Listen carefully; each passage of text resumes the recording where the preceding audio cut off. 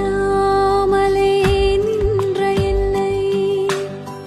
கைப்பிடித்து நடத்தும் பேரன்பு